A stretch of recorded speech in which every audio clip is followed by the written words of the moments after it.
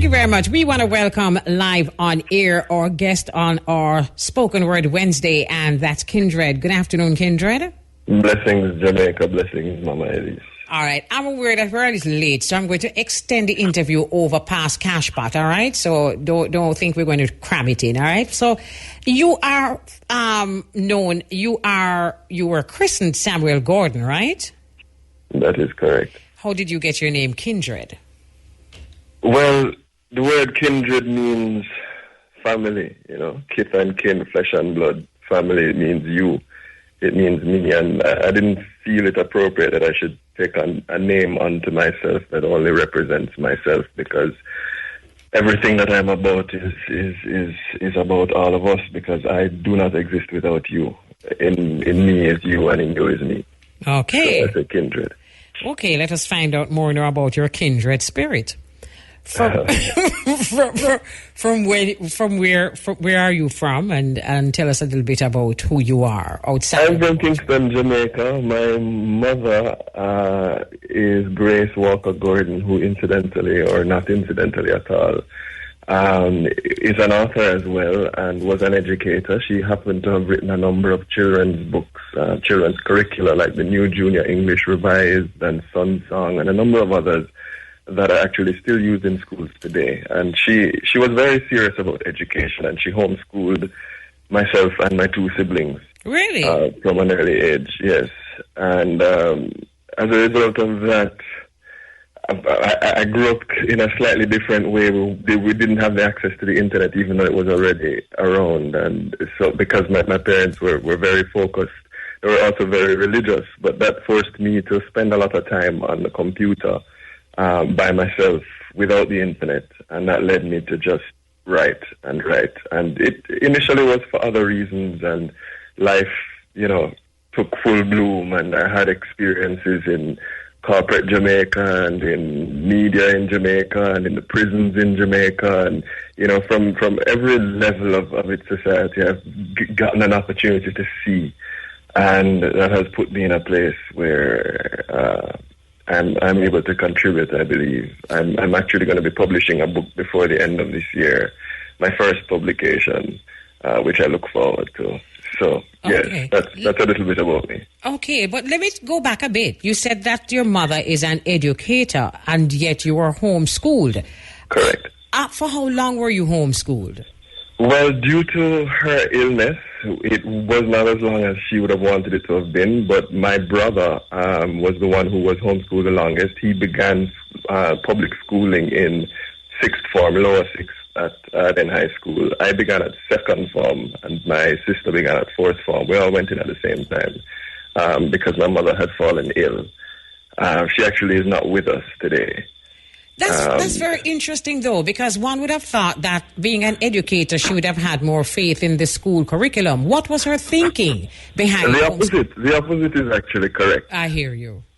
And myself, having gone to a teacher's college as well, I agree with her completely. But that's a long conversation. I don't think this interview is about homeschooling. I am so sorry, because I would have loved to talk about homeschooling. All right, go right ahead if you'd like to. Let me just ask you this, though, because I am excited about the it's still a novelty here in Jamaica, but of homeschooling. What do you think has been your most beneficial experience being homeschooled? Well, I think being homeschooled the way that I was gave me the opportunity to learn how to learn. And I think that's been the most important lesson. And therefore, in different aspects of life, I've held positions that I do not have accreditation for, many different positions in life. All of them, basically.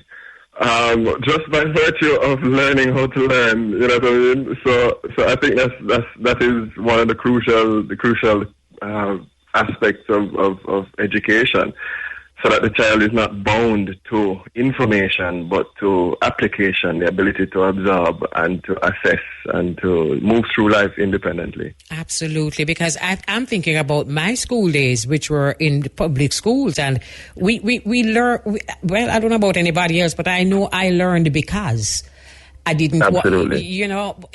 instead of learning, because I wanted to, I learned because I didn't want something else to happen. I didn't want to be, Right. whatever. And I have found that exactly what you said is what I have observed with those who have been homeschooled. They just Absolutely. learn because of the excitement of knowledge. They want to know. Right. Well, homeschooling does come with its ups and its downs because people homeschool for different reasons and have different agendas, and it's also not regulated. So who knows what happens when someone gets up and decides to homeschool? Not speaking to my own situation, but at the same time, it can be a beautiful situation. I love how you put it. It can be. It has its ups and downs, but it can be. Absolutely. Especially if those who are monitoring the homeschooling have a certain amount of knowledge themselves. Absolutely, and have support, because it wasn't just my mother. She utilized her connections in education and had the best of the best teachers in many different areas. Okay. All right, let's move away a bit from that and tell us now about your interest in poetry. Where did that come about? I have always been a poet based on the fact that I've always been writing, and when people started to read it, they told me it was poetry, and that's just happened to be the case. Once upon a time, it was something that I was just experimenting with, basically learning how to express and how to change a reader's mind then. But eventually I realized that led to futility, and that left people and readers with nothing more than, a race around a maze, basically, that led nowhere. And for many years, I actually stopped writing. I was engrossed in the media. I was an investigative producer for Live at 7 at a point in time. I used to read sports news on CVM television at a point in time. I used to also read the news on JNN at a point in time. So that put me into the street. I also worked in General Penitentiary and Fort Augusta, and doing some life skills work with the inmates out there, with Students Expressing Truth and Kevin Wallen, which is a powerful program. Which for reasons that I can't speak about on the radio, it has been suppressed. But those interactions and experiences in my life have really been key in this whole vast world picture, you know what I mean, and what it is that's going on, and where we are right now, and how poised we are, almost on the edge of a World War III. If you really want to look at it, at the world today, So why am I a poet? Why do I write? That's a question that poets ask themselves every single day, and the answer changes all the time. But the fact of the matter is that in this time, for those who see to be quiet is a sin. Say that again. For those who see to be quiet is a sin. That just happened to come out that way, not quoting someone. Okay. Interesting. So you see yourself as speaking on behalf of others? I see myself as, you see, the concept of self is that we are one. And so I do not speak on behalf of any particular group, but my message is for myself, and if it is for me, it's for you. It's for you. I got you. You spoke about, talking to or doing work with those who are incarcerated. Right. We have about 2 minutes to answer this, and then we're going to do Cashpot. How useful a tool have you found poetry to be, if at all it was used in the rehabilitation of others? Well, unfortunately, there are not enough rehabilitation programs taking place. The one that I was engaged with did not focus on the use of poetry at all. There were a number of other approaches there. It was not my program, as I had told you. It was a program run by Kevin Wallen.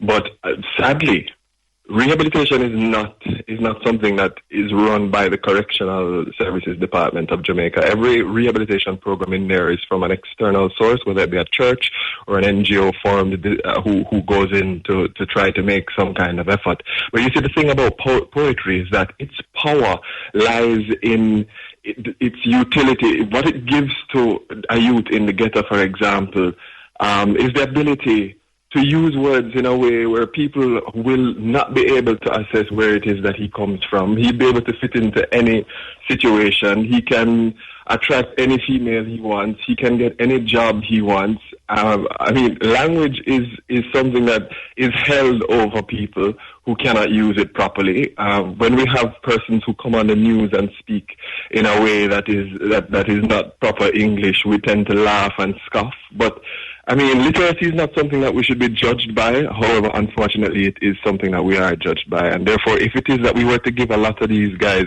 the fact of the matter is that a lot of the men in the prisons are illiterate completely. And when that program had just started, it started with newspapers going in there, sitting under the tree with the men.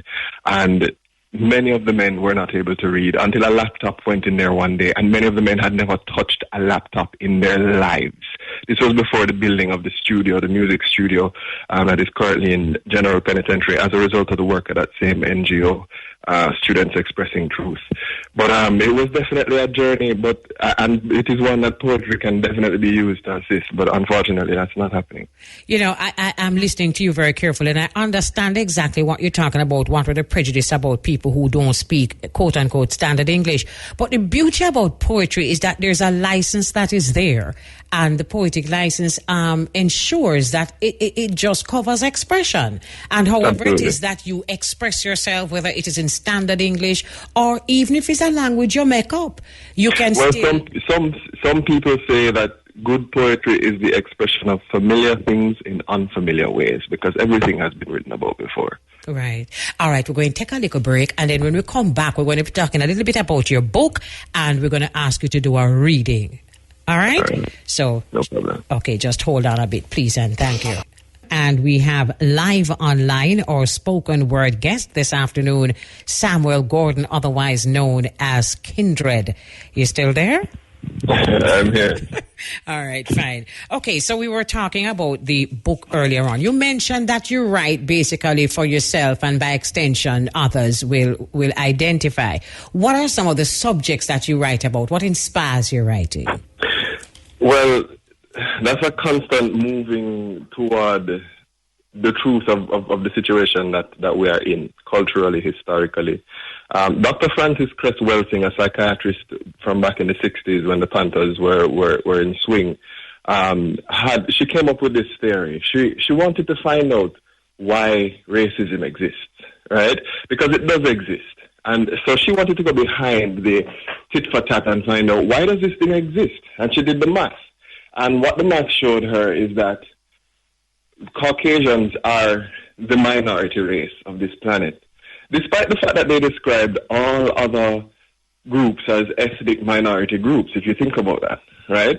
So that fact, combined with the fact that if every human being on the earth were to copulate at this moment, there would be no Caucasians left. Mm-hmm. And that is simply a fact. Now, having come into this knowledge, it brings me to think, therefore, that regardless of whether or not we decide to think about this consciously or to take it seriously or to find out what impact that has on those who it affects, it still has that impact. And there still are agendas, and there still are organizations and agencies that have been killing in our black race who have decided to stand up for anything worth standing up for. Marcus Garvey, Malcolm X, Martin Luther King, who spoke about non-violence, Black Panthers who were not violent but simply standing up with the guns and the laws and telling these white people that, hey, you can't actually just shoot us down or beat us up. That's what that was about. And do you know, incidentally, that when they were losing that war with the Black Panthers because they killed the moniker of non-violence, Martin Luther King, what happened immediately after that is that they sat down and had a conversation with the CIA, sat down and had a conversation with the drug lords and decided that they were going to pump drugs directly into the black communities, specifically to the black communities, and it was to have been contained despite the fact that it did spread beyond those borders. And that war, therefore, on drugs, which is spoken about today, is actually, or seems to be, based on that line of history, a war on the black man, because they had actually empowered officers who were druggists, who were in these different communities. They would give them a vehicle, a big fat ride, and they were running the block. And the initial war with the final war with the Panthers was with the druggists who had been sent into these communities. So if it is that is the picture that I am seeing since those days, I don't know how many black leaders worth killing there have been, and that's probably because we've all gotten scared, But as a little boy, I say that I had a strange desire to be exiled for what it is that I believe in, you know what I mean? Because of my writing, because there are a number of Nobel Prize winners who have been sent into exile for their work, who incidentally are great inspirers of mine. For example, Irie who doesn't believe in academics for academic's sake or art for art's sake, but for purpose sake. Because I think we have enough entertainment out there. We have enough distraction. That this world is full of distraction. And so here we are. So you're suggesting that racism actually comes from a place of insecurity? Apparently, and not on the black man's part initially, even though we have developed some complexes. It does come from a place of insecurity. Yes, but it's interesting that it's not from the black man's side, because all along we kind of thought that, boy, we feel this way, but we never thought that these white people were feeling insecure and that's why they were attacking us. We just thought they thought we were lower than them. But actually, I always did, because it always struck me as strange that if indeed you think we are inferior, why don't you just leave us alone and let us fall by the wayside? But fall on our faces as we should. If we are inferior. Absolutely, but from the fact that you have to have an orchestrated attempt to get rid of us tells us that there is insecurity there. However, let's move on. Could I get a reading from you that we can get an idea of your poetry? All right, so my poems, the ones I'm going to read are short, but I'll one. Let's see what I got. You're going to read one. No time for twerks, weaves, and sports. We are at war with our planet. Chemical corporations armed us with household toxins. So we play our part eating their food in the fertilizer dead zones where nothing grows, in the genocide of jungles. Let permaculture remain, use life as it grows. Destroy the cubicles of ego, the paper made green. We can be lushly abundant in the green no ink can print, in the food of laden branches, tubers, fronds of shelter, medicinal roots, firewood, water vines. How divine could man's dirty sewage system be? Can't you see us damage the sea? I guess it's 'cause you can't see it, writhing through tunnels underfoot, PVC snakes in your walls, swallowing and digesting into pits of hell. They bubble and seethe into Ligony plains. All earth water, brown now, one big soak away under Kingston, with no redemption but in abandon. Your money means nothing when it is too costly to tidy everything under the carpet of the sea. See gods, see death floating from the mouths of rivers and slagging of harbors. Your scenic day cut straight out of the apocalypse. The clocks are ticking on everything. Every civilization who flew too far from nature fell and shattered. There is an hour hand on the sun, a minute stick in the grass, and a second ticker in the soil. Every natural thing is backed into a corner. Development is a demon, and in your offense to that phrase is its lodging place. It's eternal right to destroy everything we were given for free. They've made us replace the real word, free, for the fake word, cheap. No one matters like my planet. Not your rappers, not your art, not your athletes, not your beauty lines, not your laws. Wow. I'll stop there. Wow, that's heavy. The clocks are ticking on everything. That's a powerful line. The clocks are ticking on everything that is natural. Absolutely. Beautiful. Do you record, or have you ever recorded any of your poetry?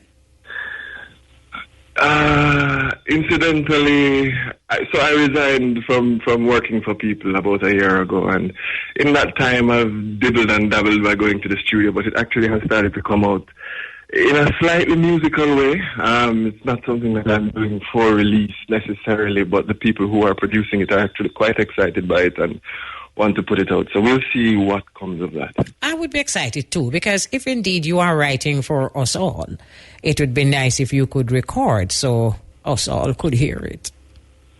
Absolutely. All right. Thank you. Thank you so very much for being a part of my Spoken Word Wednesday. It was wonderful talking to you. And what is so exciting about this particular space and this particular forum is that there are as many different forms of poetry as there are poets. Absolutely. And please continue to do what you do and inspire people to, really introspect and think about the messages that we're receiving. I think it's very important that people think about where we are, what we're eating. It's not even from a religious point of view. It's just from the reality of where we are in history. Absolutely. Continue to write. Please do, and continue to share. All right. Thank you so much. Beautiful. That's Samuel Gordon, otherwise known as Kindred, on our Spoken Word Wednesday afternoon reasoning and reading. Thanks again.